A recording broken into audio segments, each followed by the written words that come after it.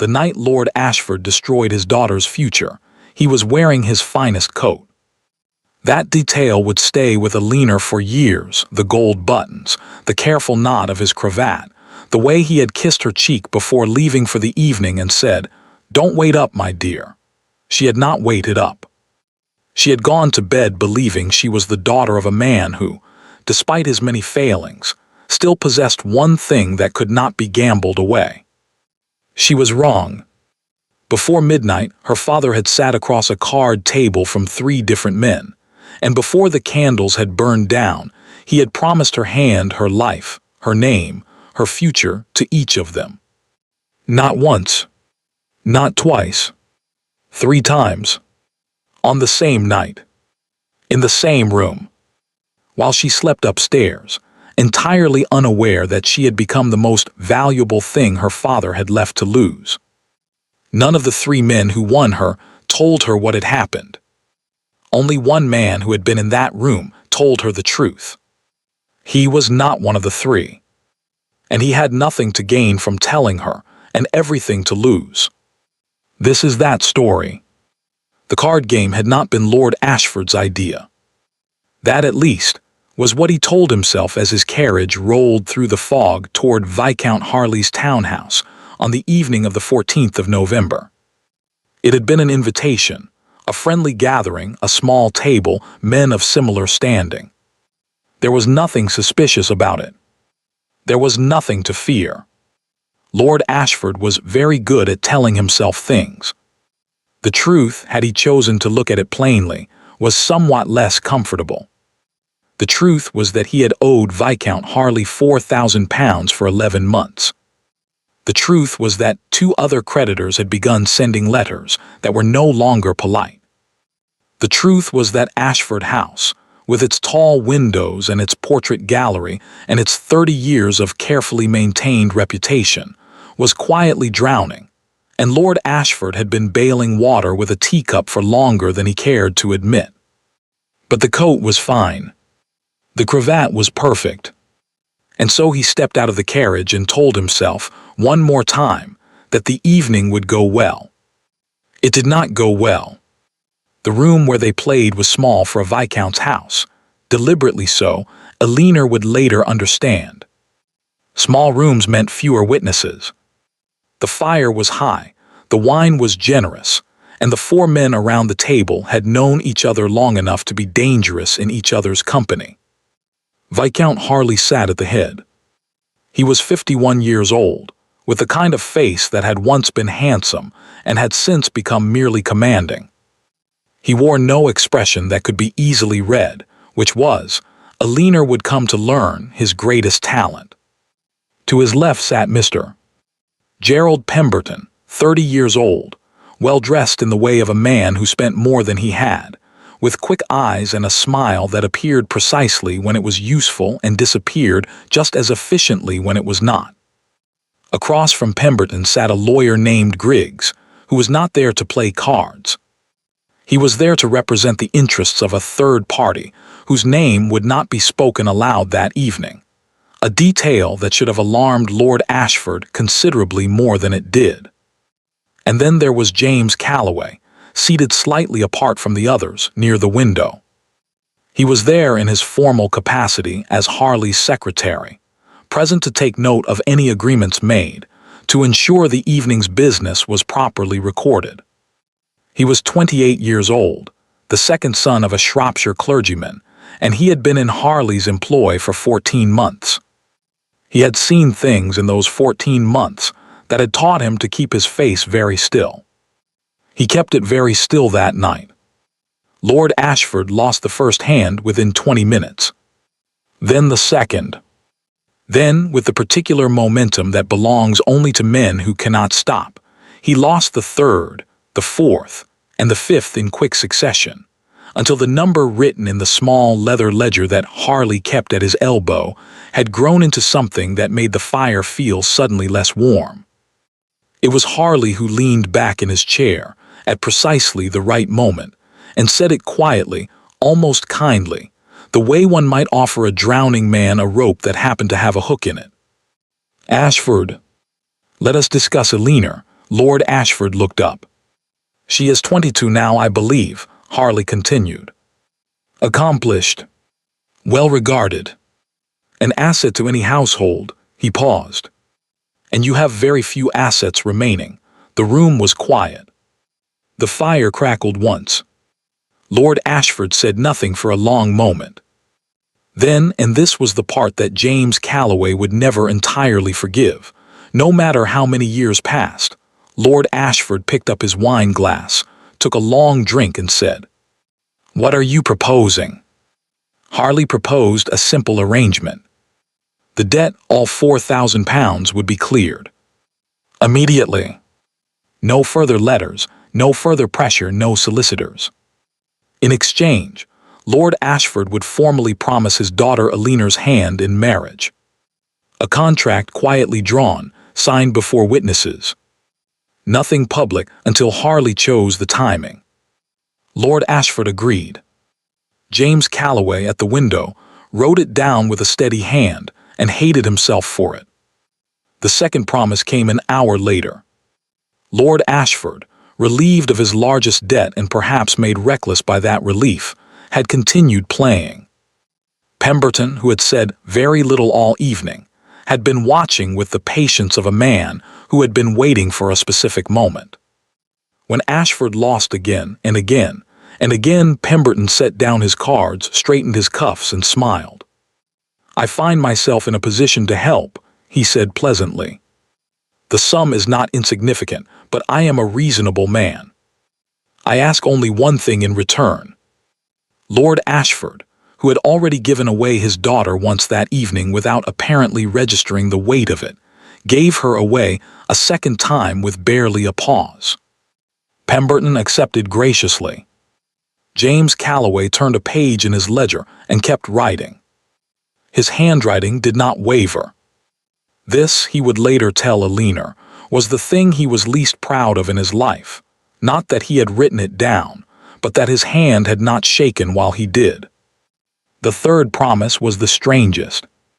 Griggs, the lawyer, had waited until well past midnight.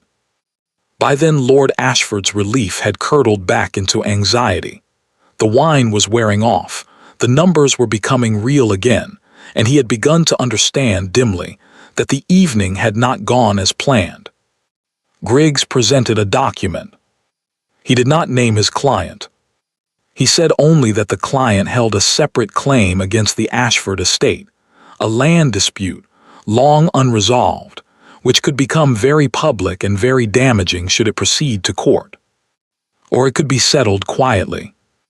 The mechanism for quiet settlement was, again, Eleanor. Lord Ashford signed. He was home before 2 in the morning. James Calloway watched his carriage leave from the window, and then stood alone in the emptied room with a ledger full of his own careful handwriting, and thought about a young woman asleep in a house across the city who had just been promised to 3 different men by the one person in the world who was supposed to protect her. He thought about it for a long time. Then he closed the ledger, set it on Harley's desk, and did not sleep at all that night. Eleanor woke the next morning to pale November light and the sound of her mother's footsteps in the corridor, quick, purposeful, the kind that meant something had happened. She dressed without hurrying, because hurrying had never yet changed anything, and went down to breakfast. Her father was not at the table. Her mother poured tea with slightly too much care and said, without looking up, "You may be receiving a caller today, Eleanor. Perhaps more than one. I ask that you be pleasant." Eleanor looked at her mother's hands. They were perfectly steady. "Pleasant," Eleanor repeated. "Yes. May I ask why?" Her mother set down the teapot. "Your father is managing some business matters. That is all." It was not all. Eleanor had lived in this house for 22 years, and she knew the precise texture of her mother's silences, which ones meant nothing, and which ones meant that something had already been decided, and she was the last to know. This silence had the second texture. She drank her tea. She said nothing further. She watched her mother's face very carefully. And somewhere across the city, James Calloway was sitting at his small desk, staring at a blank piece of paper, picking up his pen and putting it down again. Picking it up, putting it down, trying to decide whether he was the kind of man who did the right thing when it cost him something. He had not yet answered that question, but he was beginning to think he might have to. Viscount Harley arrived on a Thursday. Alina knew he was coming before Simmons, the butler, had finished announcing him. She had heard the carriage from her room, had looked down from the window and seen the crest on the door, and had taken exactly long enough to compose her expression before descending the stairs. This was a habit she had developed early in life. In a house where things were rarely explained and often decided without her, composure was the only currency she reliably possessed. Harley was shown into the drawing room.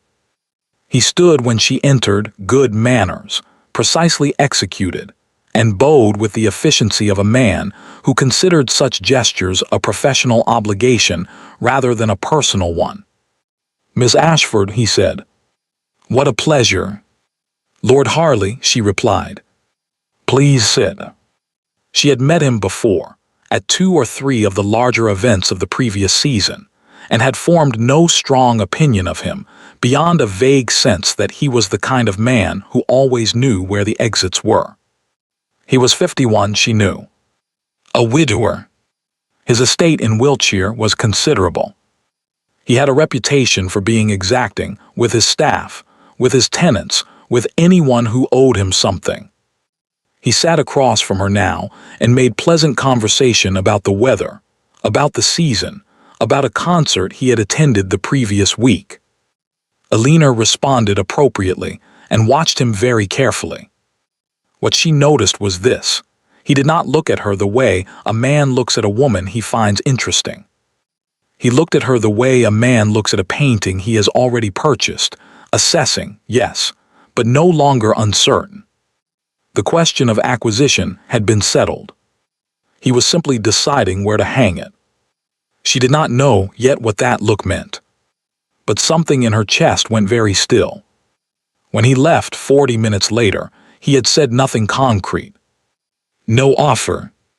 No mention of her father. Just pleasantries, measured and deliberate, and a parting comment that he hoped to see her at the Grantham dinner the following week. Alina stood at the window and watched his carriage pull away. Pleasant, her mother had said. She had been pleasant. But she filed the visit away in the part of her mind where she kept the things that required further examination. Mr. Pemberton came on Saturday. If Harley had been deliberate, Pemberton was performance. He arrived with energy, with warmth, with compliments that landed just precisely enough to seem genuine.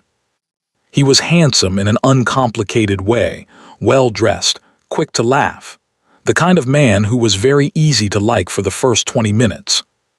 Alina liked him for approximately 12. Because she noticed, as Harley's gaze had gone to her, that Pemberton's gaze kept going elsewhere. To the portrait above the mantelpiece, her grandfather, the 3rd Earl, painted in his robes.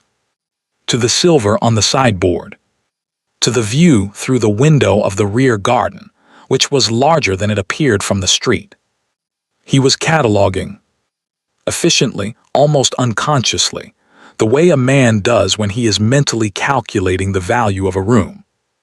He was charming to her, but he was paying attention to everything except her. When he finally rose to leave, he paused in the doorway and said, with his most genuine smile of the afternoon, "Your family has a remarkable house, Miss Ashford. Remarkable history. A man would be proud to be connected to it. Not to you." "How kind," Alina said, and smiled back with equal precision, and closed the door behind him, and stood in the hallway for a moment with her hand still on the latch. She thought about that phrase for the rest of the afternoon. Connected to it. The lawyer came on Monday. He did not ask for Alina. He asked for her father, was shown immediately into Lord Ashford's study, and the door was closed. Alina, passing in the corridor with a book she had no intention of reading, heard the low murmur of voices and the distinct sound of papers being set on a desk. She stood outside the door for a moment. Then she went to find her mother. Lady Ashford was in the sitting room, doing needlework with the focused attention of a woman who is using her hands to avoid using her voice. She looked up when Alina entered and then looked down again quickly, which told Alina everything she needed to know about how this conversation was going to go. Alina sat down across from her. She did not pick up needlework.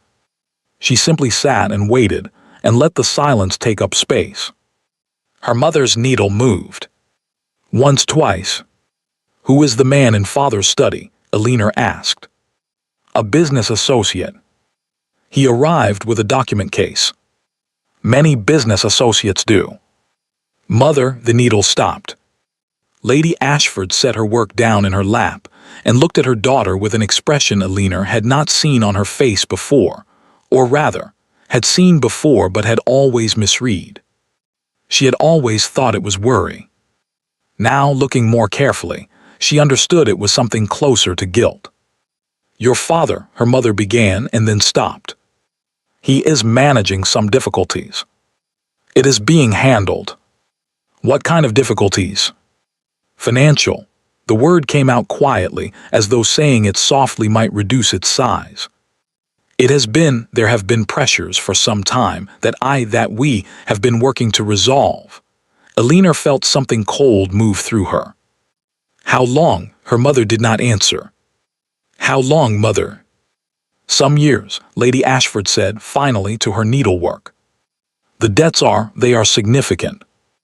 Your father has been in negotiation with several parties to find a resolution." "And these callers," Alina said slowly. "Harley, Pemberton, the man in the study today." Her mother's hands tightened in her lap. "Are they part of this resolution?" The silence that followed was the longest one yet. And Alina, sitting very still in the sitting room of the house she had grown up in, felt the specific and terrible sensation of a floor she had always trusted beginning to shift beneath her feet. Her mother said, "Alina, your father only wants what is best for." "Are they," Alina said, "part of the resolution? Yes or no?" Lady Ashford looked up. Her eyes were bright. "He is trying to protect the family." Which was not yes, but was not no either. And Alina had lived in this house long enough to know that the things her mother could not say directly were often more important than the things she could. She stood. She smoothed her skirts. She said very calmly, "Thank you, mother," and left the room. She found the note that afternoon. She had gone to intercept Simmons before he could sort the post, a thing she had never done before, and which required a brief, pleasant lie about expecting a letter from a friend. And it was there among the cards and correspondence, small and separate, with no seal and no return address. Just her name on the outside, written in an unfamiliar hand. Careful, economical lettering. The hand of someone who chose their words deliberately. She opened it in the corridor, before she had fully decided whether she should. There were 7 words inside. "Do not agree to anything until we speak." No signature. No explanation. No indication of who had written it or how they had known to send it here to her, and not to her father. Alina read it twice. Then she folded it very carefully and placed it inside the cover of the book she was still carrying, the one she had never intended to read. She stood in the corridor of her father's house, with a lawyer still behind one closed door and her mother still behind another, and 3 men who had come calling in the past week for reasons no one would explain to her plainly, and 7 words from a stranger that frightened her more than any of it. Not because they were threatening. Because they were honest. Someone somewhere knew something. And that someone had looked at this situation and decided that she, not her father, not her mother, not a solicitor or a family friend or anyone else, she needed to know it first. The question was why. The second question, and this one was quieter and sat lower in her chest, was what exactly she had come so close to agreeing to without ever having been asked. Alina found him on a Wednesday. It had taken her 4 days, 4 days of thinking carefully about the note, about the handwriting, about the fact that whoever had written it had delivered it personally rather than through the post. Which meant they knew the house. Which meant they had been close enough to hand it to someone, Simmons, most likely, who collected the morning correspondence from the front step. Which meant they had been standing on her street early in the morning with a note already written. Already decided. Someone who had planned it. Someone who had hesitated and then done it anyway. She thought about Harley's visit. The way he had looked at her. She thought about Pemberton cataloging the silver. She thought about the lawyer behind her father's closed door and her mother's hands tightening in her lap. And then she thought about who, in all of this, had something to lose by warning her. She sent a message to Lady Grantham's secretary confirming her attendance at Thursday's dinner. And then, while her mother was resting and her father was out, she asked Simmons, with the particular casualness she had been practicing since girlhood, whether anyone had come to the door in the past fortnight aside from the expected callers. Simmons, who had been with the family for 19 years and was loyal to the house, rather than specifically to Lord Ashford, considered the question for a moment. "One gentleman, miss. Last Tuesday, very early. Said he had a note for you personally. Young man. Well-dressed, but not a gentleman caller, if you understand me. More of a professional type. Did he give a name?" "Calloway, miss. He didn't ask to come in." Alina thanked him pleasantly and went upstairs and sat on the edge of her bed and thought about that name until she recognized it. She had heard it once, peripherally, at the edge of a conversation at the Whitmore reception 3 months ago. Someone had said, she pressed the memory until it came clear, someone had said that Harley had taken on a new secretary. A Calloway. Second son of someone or other, Shropshire family, very capable, very quiet. Harley's secretary. He worked for Harley. He had been in that room. And he had written her a note that Harley must never see. Alina sat very still for a long moment. Then she stood up, went to her writing desk and began to think about bookshops. There was one on Marwick Street that she visited legitimately enough that an appearance there would raise no particular comment. She had an account, she went perhaps twice a month, and the owner, a small, distracted man named Mr. Fenn, knew her well enough to greet her by name and leave her alone, which was precisely the combination she required. She sent a reply to the address she had found in Harley's publicly listed household directory, not to Harley, but to the secretarial office, marked simply C, with a time and a location and nothing else. If he didn't come, she would know she had misread everything. If he did come, she would know she had not. He was already there when she arrived. She recognized him immediately, though she had never spoken to him. He was standing near the back of the shop with a book he was clearly not reading, and he looked up when she entered with the expression of a man who has been rehearsing something and is no longer certain it was the right thing to rehearse. He was younger than she had expected. Taller. There was nothing remarkable about his face except that it was honest, not open, not easy, but honest in the way of someone who has found deception effortful and has largely given it up as impractical. He was dressed neatly, but without extravagance. His coat had been brushed recently and carefully. Alina walked to the shelf nearest him and appeared to examine the titles. "Mr. Calloway," she said quietly, without looking at him. "Miss Ashford," he said. He had a low voice. Controlled. "You have something to tell me." It was not a question. He seemed to register that, and to decide that directness suited the situation better than preamble. "Yes," he said. And then he told her. He spoke quietly and without embellishment, which she would later understand was simply how he communicated, not coldness, but a kind of respect for the weight of information. He did not soften it. He did not apologize before each sentence.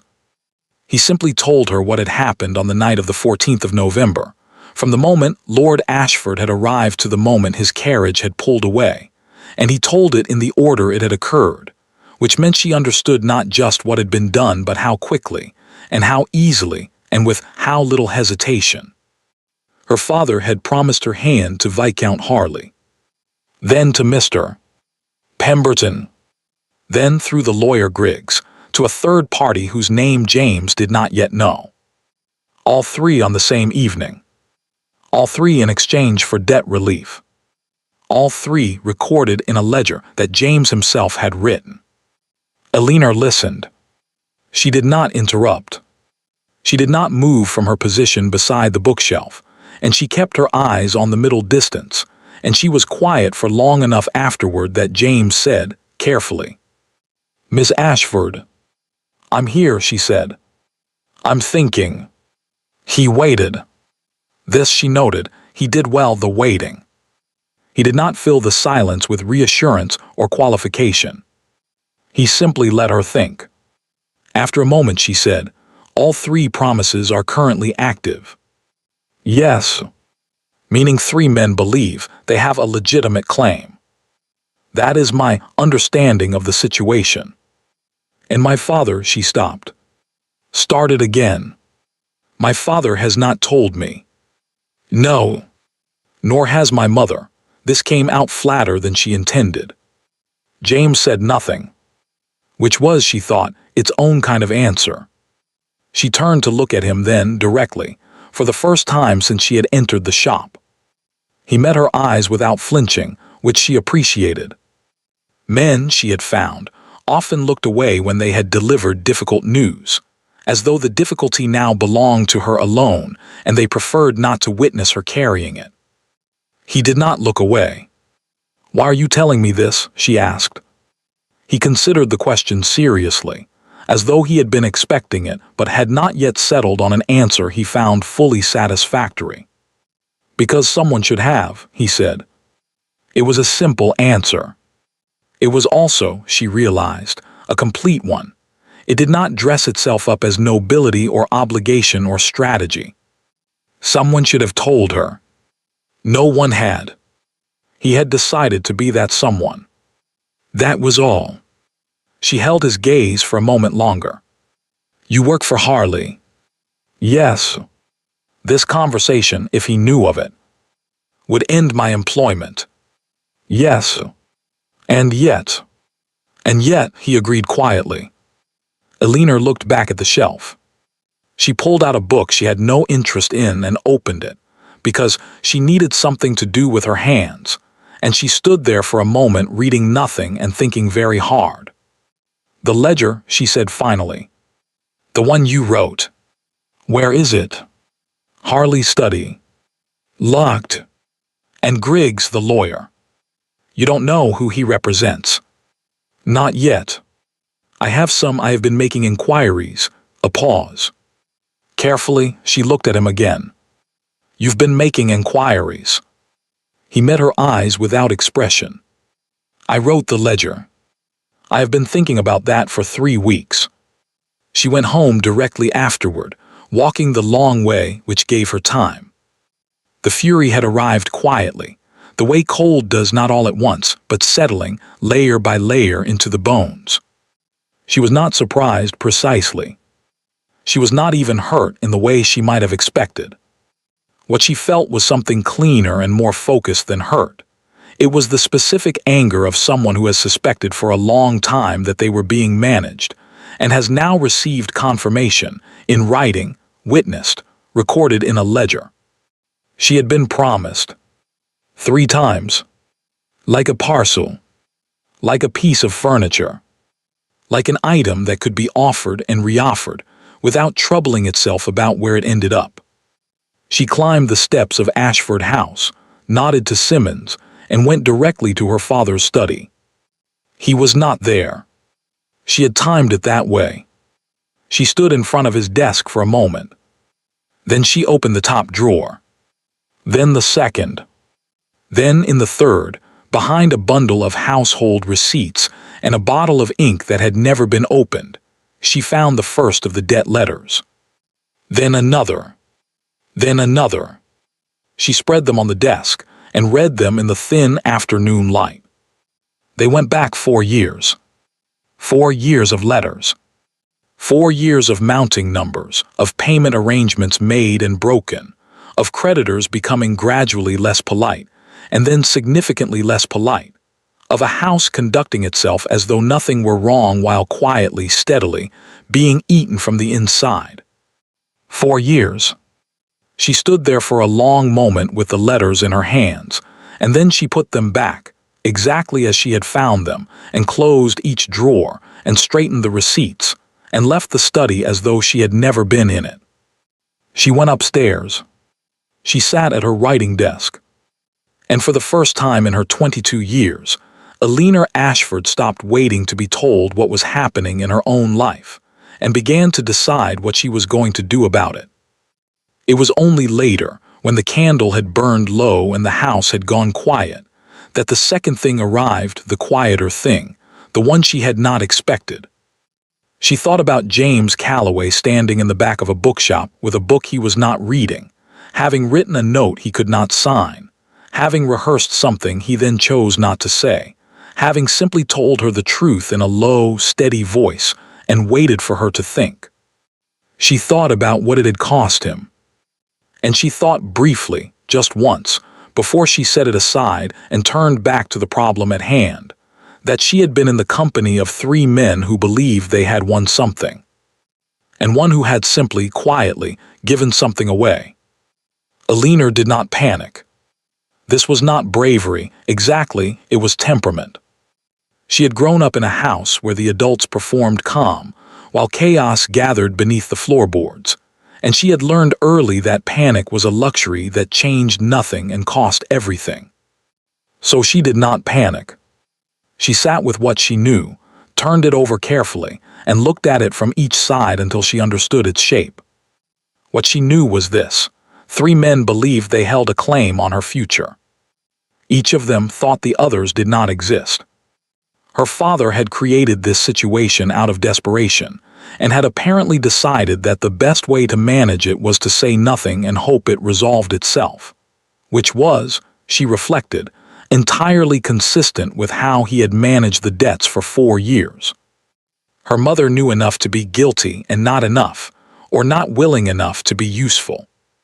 And there was a ledger, locked in Harley's study, that contained all of it in careful handwriting. What she also knew, and this was the part she turned over most carefully, was that each of these 3 men wanted something specific. Not her specifically. Something she represented, or something she was connected to, or something she could be used to obtain. Which meant that each of them had a weakness built into their wanting. A want that precise was also a vulnerability that precise. She simply needed to understand each one clearly enough to find it. So she made a plan. And then, because the situation required it, she did something she had never done before in her life. She began to perform. She accepted Harley's invitation to the Grantham dinner. He was there when she arrived, and she saw the small movement of satisfaction that crossed his face when he noticed her, quickly suppressed, but there. He was not a man who expected to be disappointed. This, Alina thought, taking her seat, was the first thing worth knowing about him. She was pleasant. She was attentive. She asked him questions about his estate in Wiltshire, carefully chosen questions, the kind that invited a man to talk about himself at length while revealing, to someone paying close attention, considerably more than he intended. He spoke about Wiltshire with the possessiveness of a man who defined himself entirely by what he owned. The land, the house, the tenants, the management of it all, he described these things with a satisfaction that was almost physical. Alina listened and nodded, and occasionally said something that suggested she found this admirable, and watched his eyes. He mentioned his late wife once briefly, and moved on so quickly that Alina almost missed it.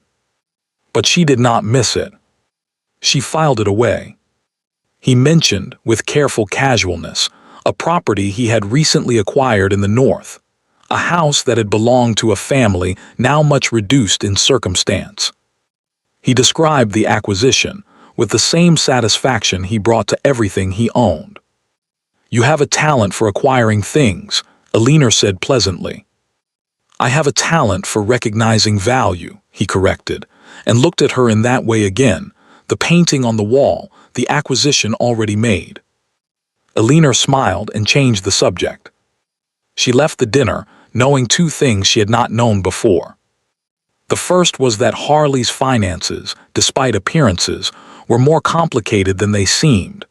The northern property acquisition had been mentioned in a way that suggested it had required some arrangement, some negotiation, some assistance from a party he had not named.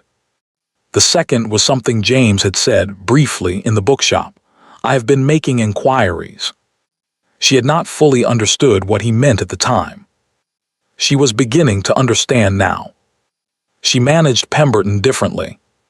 She encountered him, apparently by chance, at a gallery exhibition the following week. An encounter she had arranged by the simple mechanism of learning his social calendar and appearing at the right address. He was delighted to see her. Of course he was. He offered his arm immediately, and she took it, and they walked through the gallery together while she asked him about himself with the kind of attentive interest that men like Pemberton found irresistible because they so rarely had to work for it. He talked freely. This was the essential difference between Pemberton and Harley. Harley was careful, deliberate, revealed nothing he had not decided to reveal. Pemberton was the opposite. He was a man who had charmed his way through life, and had consequently never developed the habit of guarding his words, because charm had always been sufficient. Within 20 minutes, Alina had learned that his family's money was largely gone, spent by his father, managed badly by himself, maintained in appearance by a series of increasingly creative financial arrangements. That his ambitions were genuine, but his resources were not.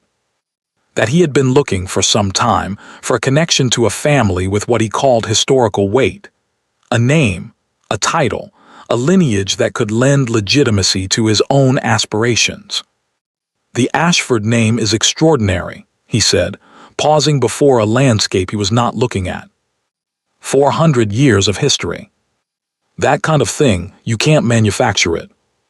You either have it or you don't. "No," Alina agreed gently. "You can't manufacture it." She went home and sat with what she had learned. Pemberton wanted the Ashford name. The prestige of it, the history, the social architecture of 4 centuries.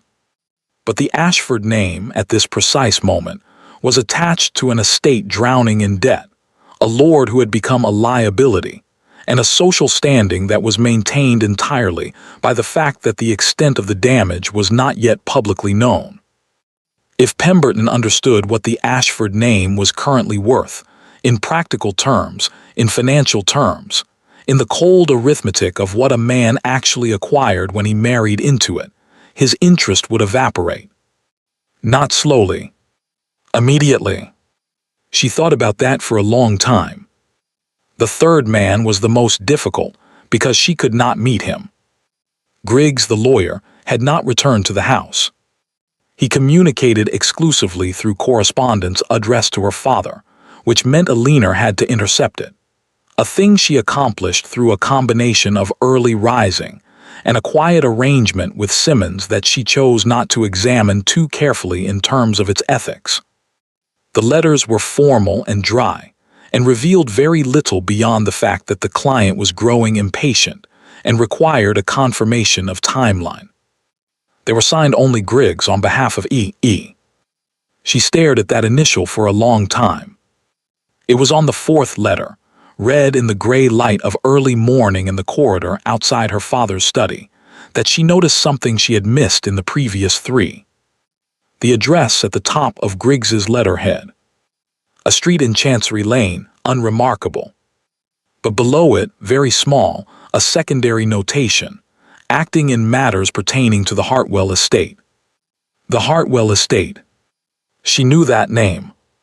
Everyone with any knowledge of the country's larger land arrangements knew that name, or had known it, 20 years ago, when the Earl of Hartwell had been one of the most significant landholders in the southern counties. But the Earl was old now, and ill, and the estate had been in some form of legal dispute for the better part of a decade, ever since questions had arisen about the boundary lines between Hartwell land and the adjacent Ashford property. Adjacent Ashford property. Alina set the letter down very carefully. The third man did not want her at all. He had never wanted her. She was not the point, she was the mechanism. If she married the Earl's representative, the Ashford land would pass into the Hartwell estate's control through the marriage settlement, resolving the boundary dispute in Hartwell's favor without the cost or exposure of a court case. She was not a bride. She was a legal instrument. She refolded the letter, replaced it exactly as she had found it, and stood in the corridor for a moment with her hand pressed flat against the wall. Then she thought about what James had told her in the bookshop. I have been making inquiries. She needed to speak to him again. She sent the note to the same address. Same format. A different bookshop this time. She was not so impractical as to use the same location twice. He came. He looked, she thought, slightly more tired than the last time. The careful kind of tired that a person tries to conceal, but that shows itself in the set of the mouth, in the economy of movement. She wondered how much of his energy was going into the inquiries he had mentioned, and how much into conducting his normal work for Harley while doing so. She told him what she had found about Griggs and Hartwell. He listened without interrupting, and when she finished he was quiet for a moment and then said, "That confirms something. You know who the client is." I suspected. The Earl of Hartwell has been corresponding with Harley for some months. I transcribed several of those letters myself. At the time I thought it was simply a social connection. Now I think Harley may have brokered the arrangement with Griggs as part of a broader. He stopped. It doesn't matter. The point is that Hartwell wants the land, not the marriage. You're correct. Which means if the land cannot be transferred through the marriage settlement, the arrangement is worthless to him. James looked at her. Can it be transferred? Not without my signature on the settlement deed. And a settlement deed requires my willing participation, which is a thing I am not currently willing to provide. She paused. That's the mechanism for Hartwell. For Pemberton, the mechanism is the Ashford name, which is currently worth considerably less than he believes it to be. James was quiet for a moment. And Harley? Alina considered. Harley is different. Harley wanted the debt cleared, which it has been, but he also wants something else. Something he hasn't named. You said you had been making inquiries. He looked at her steadily. Then he said, there is a woman. In the country, Gloucestershire. She has been resident in a house that Harley owns for approximately 6 years. She has 2 children. The elder is 5 years old. The drawing room at Ashford House appeared in Alina's mind, Harley's careful posture, his controlled expression, the brief mention of his late wife that he had moved past so quickly. He's married, she said. He was. His wife died 4 years ago. But the woman in Gloucestershire, James paused. The arrangement predates the wife's death by at least 2 years. And his finances, I have found evidence, in correspondence I have processed for him, that a significant portion of his income is directed toward maintaining that household. Which is why, despite the size of his estate, he requires your father's debt payment. He needs the liquidity. Alina was quiet for a moment. If this were known, she said carefully, it would end him socially. Yes. He is already navigating the requirements of respectability. A second family hidden is the kind of thing that, once known, cannot be unknown. You found all of this. Some of it I already knew. Some I found. He said it without particular pride as a statement of fact. Eleanor looked at him.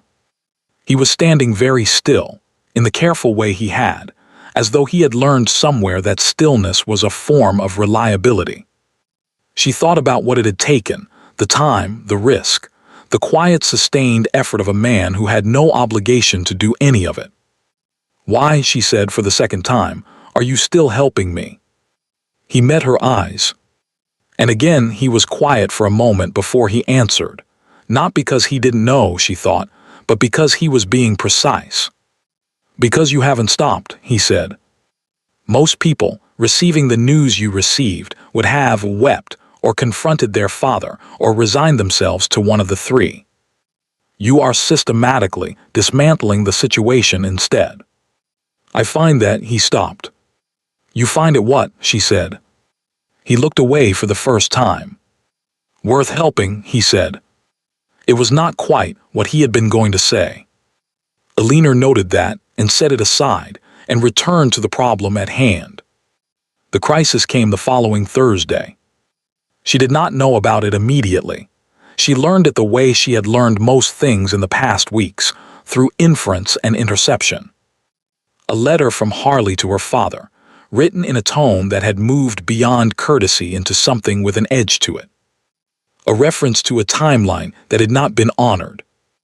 A sentence near the end that made Eleanor's jaw tighten when she read it standing in the corridor at 6 in the morning. "I am no longer prepared to wait for Miss Ashford's calendar to align with your convenience. The matter should be concluded within the month. I trust you will make the necessary arrangements, or I will be obliged to make them myself.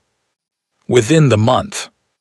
Eleanor folded the letter, replaced it, and stood very still for a moment in the gray morning light of the corridor. Then she went to her writing desk and wrote 2 notes. The first was to James Calloway. The second, the one that cost her more to write, the one she sat over for a long time before she finally put pen to paper, was to herself. A list, precise and unsentimental, of everything she had and everything she needed, and the single thing that stood between her plan and its execution. She needed proof. Written, documented, irrefutable proof of Harley's hidden family, of Pemberton's true financial position, of Hartwell's land-driven motivation. The kind of proof that could not be argued away or laughed off, or managed with charm and social pressure. The kind of proof that lived in a locked study. Harley's locked study. She stared at the list for a long time. Then she wrote James's name at the bottom of it and underlined it once and set down her pen. James received Eleanor's note on a Friday morning. He read it at his desk in the small anteroom outside Harley's study, where he spent the majority of his working hours transcribing correspondence, managing appointments, and performing the 100 quiet tasks that kept a viscount's household running with the kind of efficiency its owner took entirely for granted. He read it once, folded it, placed it inside the cover of the ledger he kept for household accounts, and continued working. He read it again at noon. He did not send a reply. The note had not asked him directly. This was the thing he kept returning to. She had not written "will you" or "I need you to" or anything that placed the decision explicitly in his hands, as a request he could accept or refuse. She had written only what she needed, and why, and what it would make possible. And then she had written at the very end, in the same precise hand, "I will not ask you to do this. I am telling you because you have a right to know what the situation requires. Whatever you decide, I will find another way." He had read that last sentence 4 times. "I will find another way." He believed her. That was the difficulty. He believed her completely, believed that she would find another way, would sit with the problem until she had turned it into something manageable, would not collapse or appeal or wait to be rescued. She had not waited once in the entire time he had known her, which meant that if he did nothing, she would do something else. Something that cost her more, most likely. Something that required her to expose herself further, to take risks that a woman in her position could not easily survive if they went wrong. He thought about that on Friday afternoon and Friday evening, and through most of Friday night. On Saturday morning he got up, dressed carefully and went to work. Harley was not in the house. This was not an accident. James had managed Harley's calendar for 14 months and knew his movements with the precision of a man whose professional survival depended on it. Saturday mornings, without variation, Harley was at his club. He left at 9:30 and returned no earlier than 1. The household staff were occupied with their weekly routines. The study would be empty for 3 hours. James had a key to the study. This was part of his position. He was trusted with access to Harley's correspondence, his filing systems, the locked cabinets that contained the household's more sensitive documents. He had been given this access because Harley had assessed him as reliable and incurious. He had been reliable. The incurious part had been, James reflected, something of an overestimation on Harley's part. He unlocked the study door, closed it behind him, and stood for a moment in the silence. The room smelled of leather and coal smoke, and the particular dry scent of old paper. The curtains were half drawn. Morning light came through in a long pale stripe across the desk, which was large and dark, and occupied the center of the room with the authority of everything else Harley owned. James went to the filing cabinet on the left wall first. He had processed the contents of this cabinet regularly. He knew what was here and what wasn't, and he worked quickly, with the methodical efficiency of someone who had planned this in advance. The Ashford correspondence was in the third drawer, in a folder labeled with a date rather than a name, Harley's preferred system, and one James had designed himself, which gave him a particular grim advantage now. He opened the folder and went through it page by page, removing what he needed, the original promise, signed by Lord Ashford in the specific circumstances of the card game. Beneath it, a subsequent letter in which Harley had outlined his expectations. Beneath that, correspondence with his solicitor about the structure of the proposed marriage contract. He set these aside and moved to the locked drawer at the bottom of the cabinet. He had a key for this too. He had been given it 6 months ago to file a specific document and had been asked to return it. He had returned a copy. The original he had kept for no reason he could have articulated at the time, and for a very clear reason now. The locked drawer contained personal correspondence. He had never opened it in an official capacity. He opened it now and went through it without allowing himself to hesitate, because hesitation was a luxury he had already used up the night before. The letters from Gloucestershire were there. A dozen of them, at least, written in a woman's hand, addressed to Harley by his first name, which Eleanor had likely never heard anyone use. They were not incriminating in their content, exactly. They were domestic, careful, the letters of a woman managing a household and raising children and writing with the deliberate restraint of someone who understood the terms of her situation. But they were there. They were dated. They overlapped by 2 years with the period of Harley's marriage. Beneath the letters, a series of bank drafts.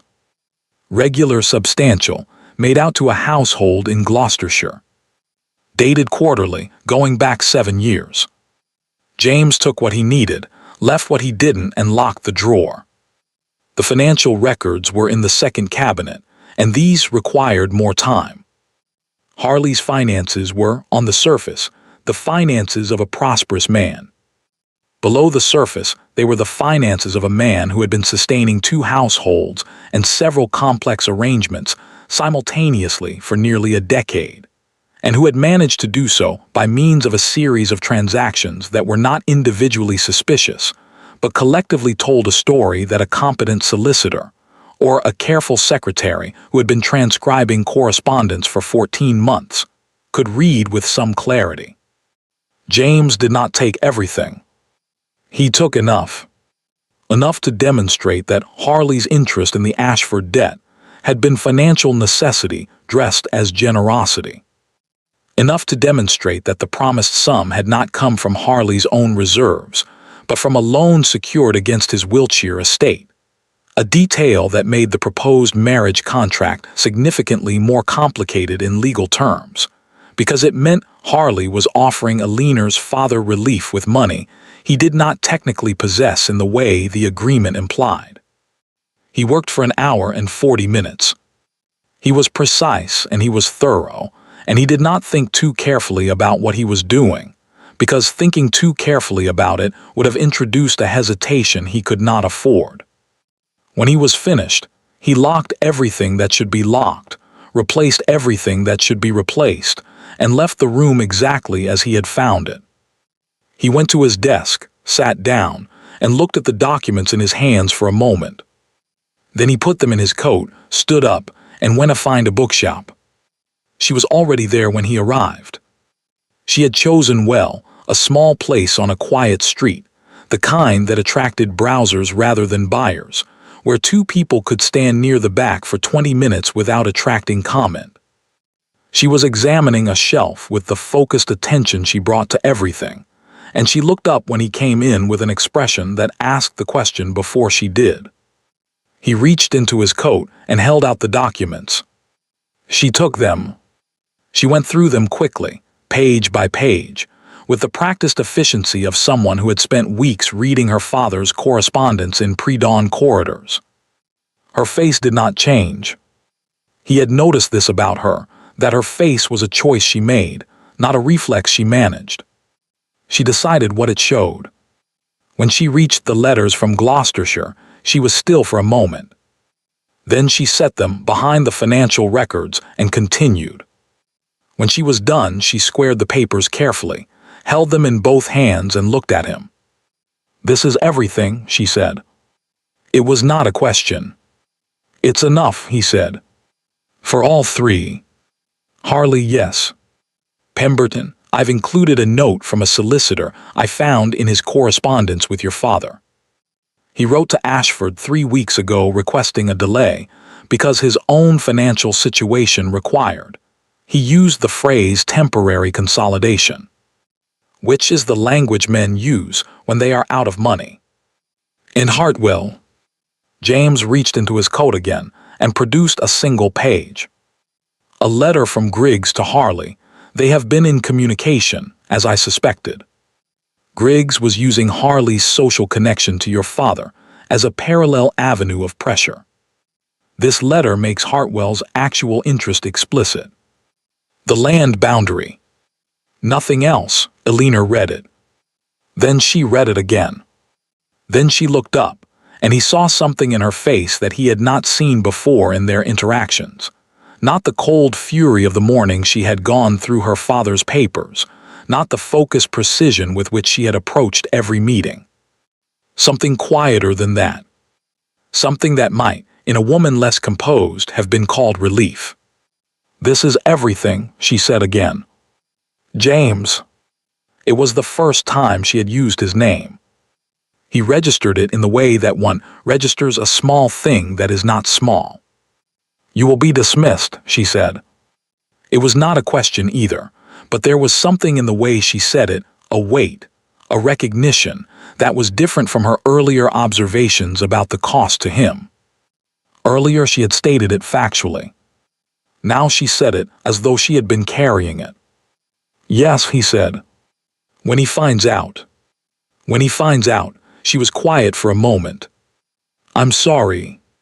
"Don't be," he said. And then, because it was true and he had decided to say it, "I would do it again." She looked at him for a long moment. He held her gaze and did not qualify it.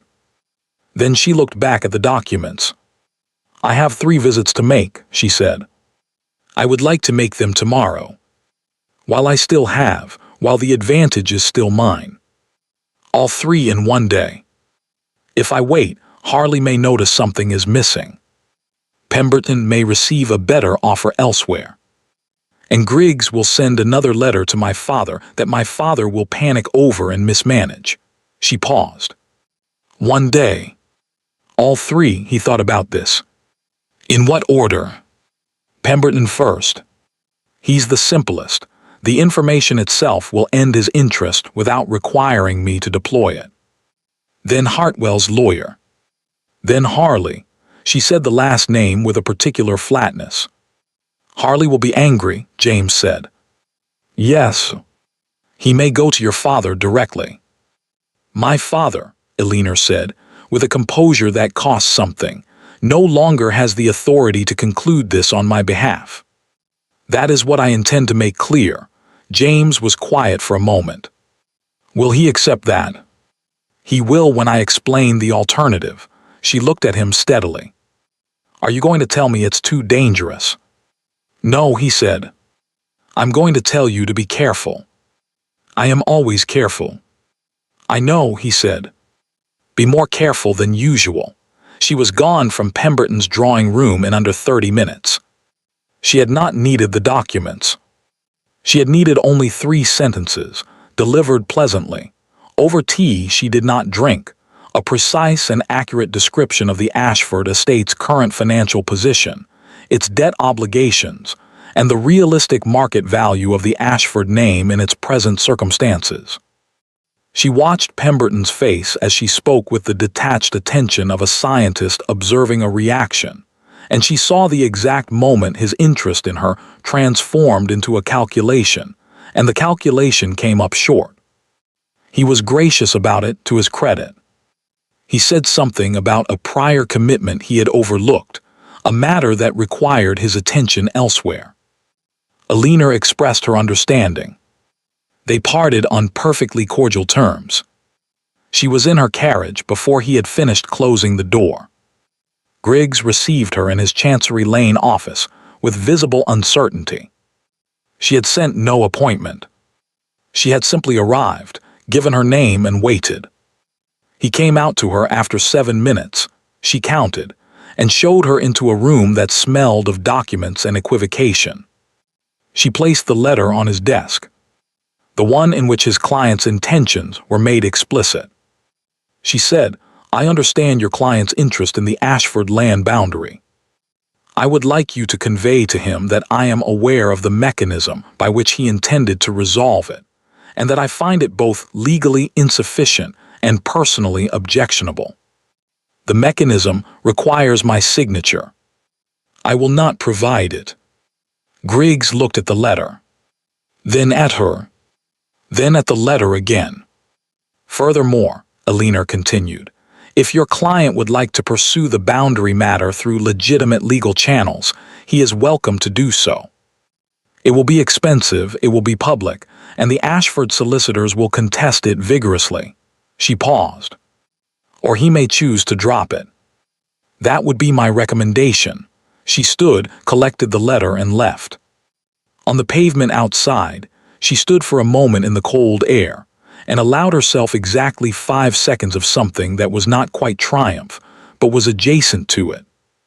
Then she got back in the carriage and went to see Harley. He received her in his drawing room with the careful courtesy of a man who has decided to be charming, and has not yet been given a reason to stop. Eleanor sat. She declined tea. She placed the documents on the low table between them, and left her hand resting on top of them for a moment before she spoke.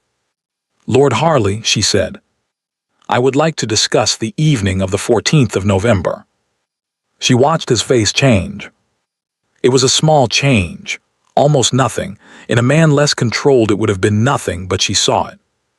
The slight recalibration. The reassessment.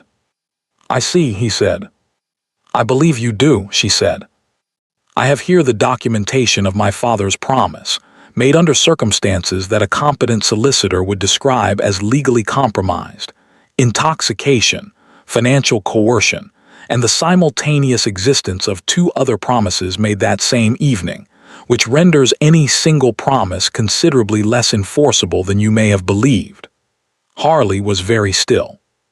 I also have, she continued, documentation of a household in Gloucestershire, maintained at your expense for the past 7 years, and the financial records that demonstrate the source of the funds you used to clear my father's debt.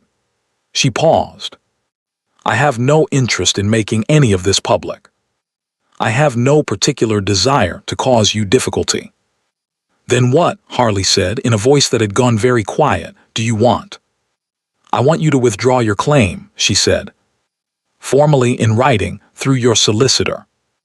I want a letter delivered to my father, within the week stating that you have reconsidered the arrangement and find it no longer suitable. No explanation required. Men withdraw from arrangements all the time. No one will ask questions you cannot answer. He looked at her for a long moment. She met his eyes without difficulty. And if I refuse, he said, then I will be obliged to consult a solicitor of my own about the enforceability of promises made under duress, which will require me to submit these documents as evidence, which will require them to be read by at least 3 people who do not currently know their contents. She paused. I don't think you want that. And I don't want it either. It would be much simpler if you withdrew. The room was very quiet. Harley looked at the documents on the table between them. He looked at her. He looked at the documents again. Then he said, You are 22 years old. Yes, Eleanor said. Your father has no idea you are here. My father, she said, is not here. I am. Another silence. Longer this time. The letter, he said finally, will be with your father by Friday. Eleanor stood, collected the documents, and inclined her head precisely as much as the situation required. Thank you, Lord Harley, she said. I hope the rest of your season is agreeable. She was home before 4. Her father was in the drawing room when she arrived, which she had not planned for. He looked up when she entered with the expression of a man who has been sitting with his thoughts for too long and has not enjoyed the company. Eleanor, he said, where have you been? She looked at him for a moment, this man in his fine coat, with his careful cravat, who had sat across a card table and given her away 3 times in one evening and come home and kissed her mother good night. She had thought about this moment. She had planned what she would say, measured, precise, neither cruel nor forgiving, simply true. What she said was, I have been resolving your difficulties, Father. You may expect letters from all 3 parties within the week. He stared at her. I would suggest, she continued, that when they arrive, you simply acknowledge them and do not attempt to renegotiate. The matter is concluded. What have you done? He said. His voice was very strange. What you should have done, Eleanor said. Protected this family. She went upstairs. She closed her door. She sat on the edge of her bed in her outdoor clothes and looked at the wall for a long time. The thing was done. All 3 of them. In one day, as she had planned. The promises her father had made were broken. The men had been managed. The documents were in her possession. The situation was resolved. She had won. And James Calloway, at this precise moment, was sitting at a desk in Harley's house with 14 months of careful, quiet work behind him and no idea yet that it was about to end. Because Harley would discover the missing documents, and Harley would know immediately who had taken them, and James would not lie about it. Eleanor knew this because she knew him, now, well enough to know that he would not lie about it. He would simply take what came. She sat on the edge of her bed and thought about that for a long time. She had won, and the winning felt almost complete. Almost. James was dismissed on the following Tuesday. He did not tell Eleanor directly. She found out through a note, brief, factual, written in the same economical hand as the first one he had ever sent her, which said only that his position with Lord Harley had concluded, and he had secured a temporary arrangement with a shipping firm on Aldgate Street. She read the note 3 times. Temporary arrangement. She put it in the drawer of her writing desk and went downstairs to dinner and was pleasant and composed and said all the right things. Her mother had noticed in the past week that something had shifted, not in Alina's manner, which remained as measured as ever, but in the quality of her presence. As though she had taken up more space. Her mother had not asked about it, which was perhaps the wisest thing she had done in months. After dinner, Alina went back upstairs. She took out the note and read it a fourth time. Temporary arrangement. She thought about James Calloway standing in a shipping firm's office on Aldgate Street, managing accounts for someone who did not know what he was capable of, who had not watched him dismantle a locked cabinet with a copied key and steady hands, and the quiet certainty of a man who had decided to do the right thing, and was doing it without making a performance of it. She thought about what she had said to him in the bookshop, "I will find another way," and how he had not let her. She thought about his face when she had said, "I'm sorry," and the way he had said, "Don't be," and then, "I would do it again." She had set that aside at the time. She had set it aside several times since. There was always something more immediately pressing. The visits, the documents, her father in the drawing room, the letters to wait for, the situation to conclude. The situation was concluded. There was nothing left to set aside. Alina sat at her writing desk for a long time. The candle burned. Outside, the street was quiet. She thought about 3 men who had believed, for a matter of weeks, that they had won something. She thought about one man who had given something away. She picked up her pen. She put it down. She thought, he won't accept it. He'll say he has nothing to offer. He'll say I've just freed myself from men who wanted to own me, and he won't be the fourth. She thought, I know him well enough to know exactly what he'll say. She picked up the pen again. She thought, good. Then I'll know what to say back. She began to write. She found him on a Thursday morning. Not through a note this time. She had written the note and then sat with it for 2 days and understood, finally, that some things required a person to simply appear. Notes could be not replied to. Doors could be not answered. A woman standing on a pavement in the cold November air was considerably harder to avoid than ink on paper, and Alina had not come this far by choosing the easier approach when the more direct one was available.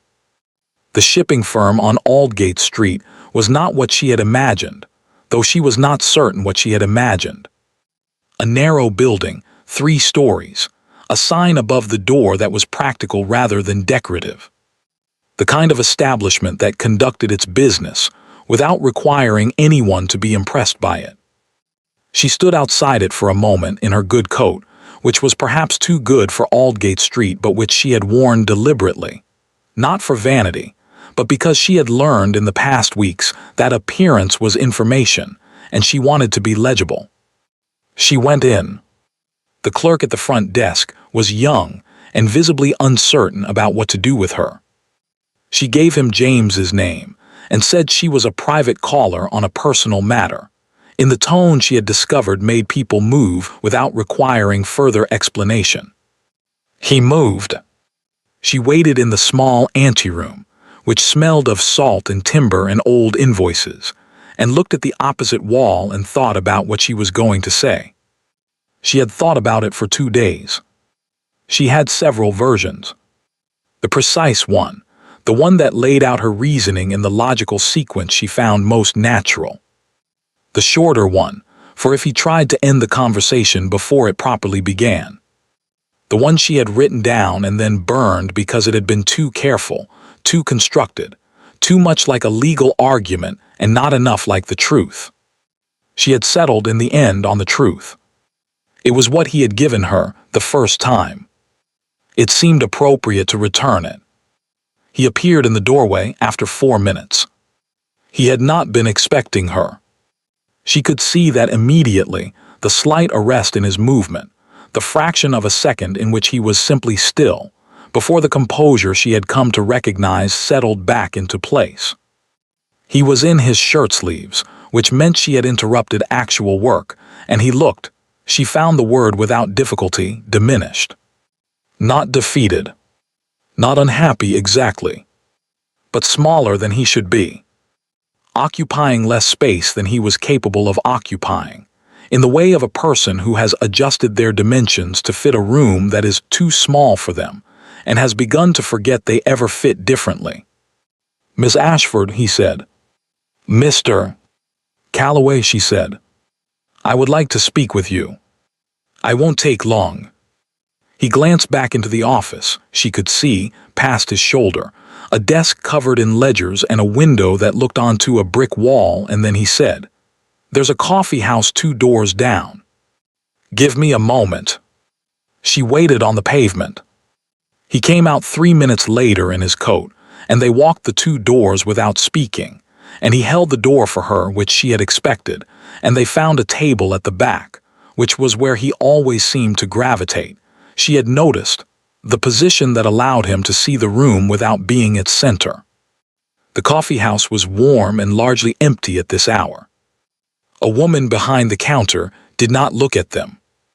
A man by the window read a newspaper and paid them no attention. They sat.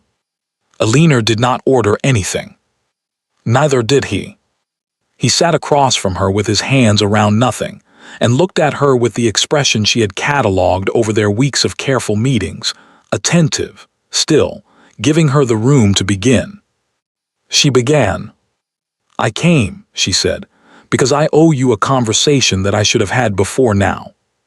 And because I have been finding reasons to delay it, which is not a habit I respect in myself, and I decided this morning to stop." He said nothing. He was watching her carefully. "You warned me," she said, "when you had no obligation to, and every reason not to. And then you helped me, repeatedly at cost to yourself that I observed and did not adequately. I did not address. And now you are here in a shipping firm on Aldgate Street because of choices you made on my behalf, and I am in Mayfair because of choices you made on my behalf, and that disproportion," she stopped. Began again. "That disproportion is something I think about. Miss Ashford," he said in the careful voice, "you don't owe me anything." "I know I don't," she said. "That is not why I'm here." He was quiet. "I am here," Alina said, "because I have spent the past several weeks in the company of 3 men who each believed they had claim to something that was not theirs. And I spent that time learning what each of them actually wanted, which was, in all 3 cases, not me. The land, the name, the social architecture. I was the mechanism. Not the point." She looked at him steadily. "And then there is you," she said, "who wanted nothing from me. Who asked for nothing, offered nothing, claimed nothing. Who simply told me the truth when it cost you something, and then kept helping me when it cost you more. And I find that I cannot." She stopped. He was very still. "I find that I cannot account for you," she said, "in the way I can account for the others. I understand Harley. I understand Pemberton. I understand men who want things they can name and pursue them through the mechanisms available to them. I do not understand what you were doing. I have thought about it at considerable length, and I cannot produce an explanation that satisfies me." A pause. "So I came to ask you," she said. Directly. The coffee house was quiet. Somewhere behind them, a cup was set down on a saucer. The man by the window turned a page. James looked at her for a long moment. Then he looked at the table. Then he looked back at her, and she saw something shift in his face, not the composure falling exactly, but a decision being made behind it. "I told you," he said, "because someone should have." "Yes," she said. "You told me that. I'm asking why you kept going." Another silence. "Longer." "Because," he said slowly, as though finding the words in the order they needed to come, the situation was unjust. Plainly, straightforwardly unjust. And I had written it down in my own hand, and I could not." He stopped. I could not simply leave it there. That is why you sent the first note, Eleanor said. I believe you. But that is not why you met me in a bookshop. It is not why you spent weeks making inquiries. It is not why you went into a locked cabinet with a copied key. He was quiet. James, she said. It was the second time she had used his name. She saw him register it. Why did you keep going, she said quietly, when the injustice had already been named and I already knew? The silence this time was the longest yet. She waited in it without filling it, the way he had always waited for her, and she watched his face with the attention she had given to everything in the past weeks. Harley's drawing room, Pemberton's gallery, Griggs's office. But this time it was different, because this time she was not looking for a weakness to understand. She was looking for something else entirely. Because I wanted to, he said finally. Very quietly. Because every time I thought, this is enough, she has what she needs, I can stop, I found I couldn't. Because he stopped. He looked at the table. I have nothing to offer you, he said. The words came out differently now, lower, more careful, the words of a man who has rehearsed this part. No title. No estate. No position worth the name. The position I had is gone and my reference with it, and what I have is a temporary arrangement in a shipping firm and a rented room in Stepney, and you have just freed yourself from 3 men who believed they could own you, and I will not. He stopped again. I will not be the 4th. Whatever I feel. I will not be the 4th. Eleanor looked at him for a moment. She had known he would say this. She had known it precisely, in the exact words he had used, because she had thought about this conversation for 2 days and she knew him well enough now to know how his mind worked, the logic of it, the particular pride that dressed itself as selflessness, the genuine belief that restraint was the kindest thing he could offer her. She had known what he would say.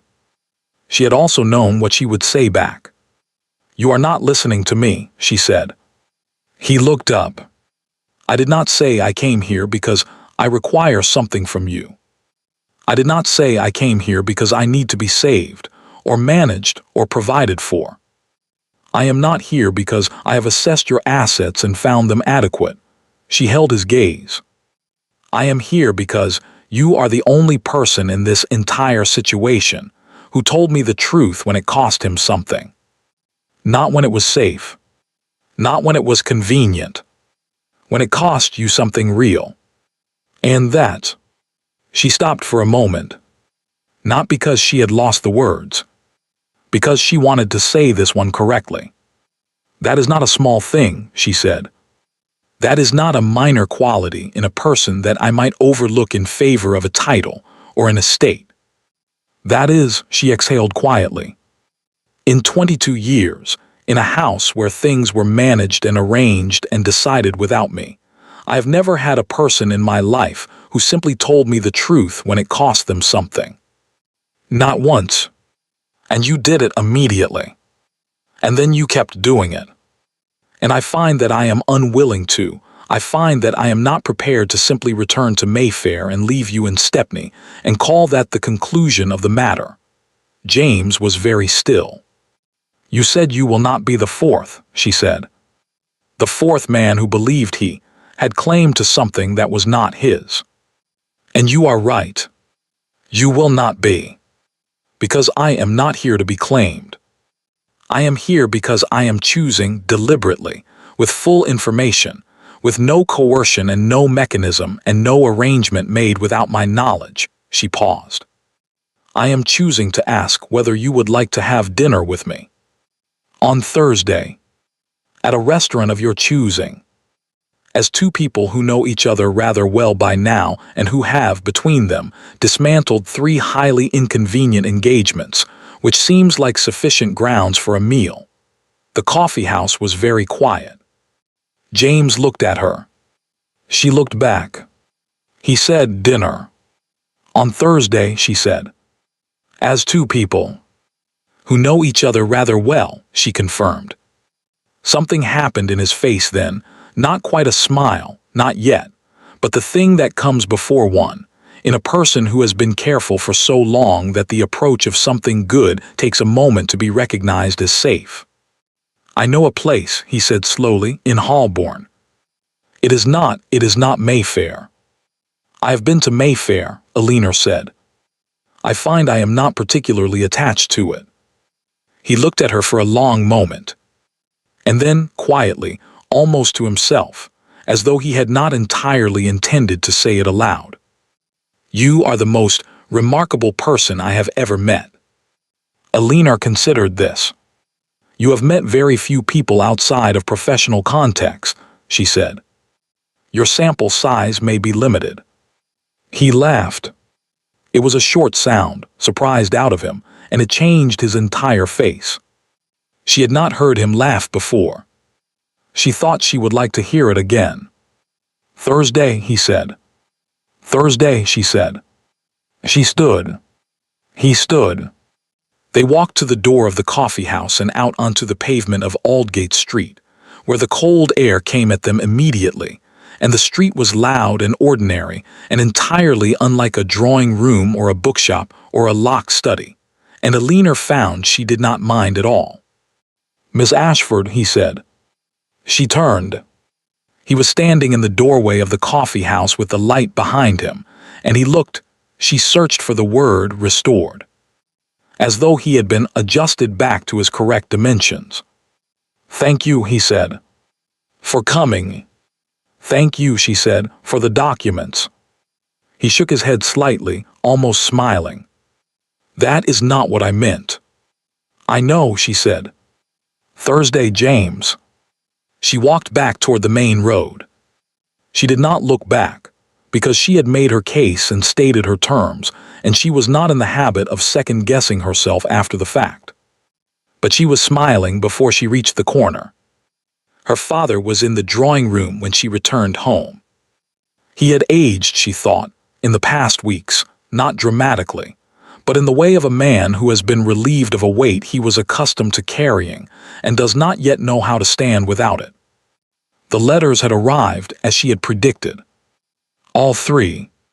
He had sat with them in his study for a long afternoon and had not come to dinner that evening, and when he had emerged the following morning he had not spoken of them, and Alina had not asked him to. He looked up when she came in. "You were out," he said. "Yes," she said. She sat across from him, not the chair she usually chose, which was slightly to the side, slightly peripheral. The one directly opposite. "I had a call to make." He looked at her for a moment with an expression she had not seen on his face before, and could not immediately name. It was not guilt. She had seen his guilt, and it looked like evasion. This was something else. Something quieter. "Alina," he said. "Father," she said, not unkindly. "Not today." He closed his mouth. "There will be time," she said, "for that conversation. But not today." He nodded slowly, like a man accepting terms he did not have the standing to negotiate. Alina stood. She went to the door. Then she paused with her hand on the frame, because there was one thing she wanted to say, not for cruelty, not for the satisfaction of it, but because it was true and it was important, and she thought he needed to hear it plainly. "I protected this family," she said, "as I said I would. I ask only one thing in return." He looked at her. "Next time," she said, "tell me." She went upstairs. Behind her in the drawing room, her father sat very still for a long time. The house was small. This was the first thing people noticed, the few who came to call, that it was nothing like what Alina Ashford might have been expected to occupy. No portrait gallery. No long gravel drive. No butler named Simmons, who had been with the family for 19 years. 2 stories, a garden that was more practical than ornamental, a parlor with good light in the mornings, and a study that had been divided down the middle by an unspoken but mutually understood arrangement. Her side with correspondence and household accounts, his side with shipping ledgers, and the law books he had begun acquiring with the purposeful quiet of a man who has decided what he wants to become. It was nothing like Ashford House. Alina found, every single morning, that she did not miss Ashford House at all. They had married in March. Quietly, as she had always known she would want to, not out of shame, but out of preference. A small church in Holborn, a Tuesday, 12 people in the pews. Her mother had come, which had surprised Alina and had not surprised James, who had said only when she told him, "She loves you. She simply doesn't know how to do it usefully." Alina had thought about that for a long time afterward, and had decided it was probably the most accurate thing anyone had ever said about her mother, and had been quietly grateful for it. Her father had not come. This had been Alina's decision, made carefully and without drama, and not revisited. There would be time. She had said so, and she meant it. But not yet. Lady Ashford had sat in the third pew in her good grey dress, and had cried from the moment Alina appeared in the doorway until well after the register was signed, and had pressed Alina's hand afterward with both of hers and said nothing, which was, Alina had thought, the most honest thing her mother had managed in years. James had stood at the front of the church with the expression of a man who could not quite believe the architecture of the moment he was standing in, and when Alina had reached him and he had looked at her, she had seen in his face the thing she had first glimpsed in a coffee house on Aldgate Street. That restored quality, the sense of a person returned to their correct dimensions, and she had thought, good. Stay that way. She had afterward told him this. He had laughed that short, surprised laugh she had been collecting since Thursday in Holborn and said, "I intend to." He was at the shipping firm still, but differently now. The temporary arrangement had become permanent, and the permanent arrangement had expanded, because James was, as Alina had known from the first careful note in an unfamiliar hand, exceptionally capable, and the kind of capability that is also quiet tends to be noticed eventually by people who are paying attention. The firm's senior partner had begun involving him in matters beyond accounts. There were conversations, James reported in the evenings over dinner, about a more formal role.